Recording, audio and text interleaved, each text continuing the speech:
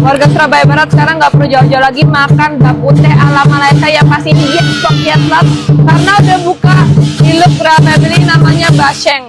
Ayo kita cobain guys. Gimana warga Surabaya Barat, udah nggak jauh-jauh lagi kan? Soalnya udah buka di Look nih. Disajiinnya pas panas-panas gitu guys, jadi udah pasti mantep sih. Masaknya pakai 12 rempah, jadi kuahnya tuh pekat banget. Dapat baikut yang gede-gede kayak gini, size-nya ada gitu, juga ada sancam sama jamur kuping juga guys. Kalian pairing sama miswa deh, makin mantep rasanya. Apalagi kuahnya tuh bener-bener pekat ya. Kalau mau yang ala Singapura juga ada guys. Kuahnya lebih putih, pekat juga, apalagi dicocolan sama kecap gitu lebih enak ya. Ada jamur, bawang putih. Kalau bawa orang tua makan kesini tuh pas, soalnya nggak keras guys. Cobain juga dried pork belly yang disajiin di atas hotpot, dimakan panas-panas di atas nasi putih. Nikmat, gurih banget. Ini pasti semua orang doyan fried pork ribs. Mantap banget sih. Aku sama mama semuanya cocok. Siap kalau kesini tuh rame banget guys. Tenang aja, tapi mereka ada 2 lantai kok. Yuk yang mau cobain bakpute ala Malaysia langsung aja ke Basheng. Gimana bakputenya?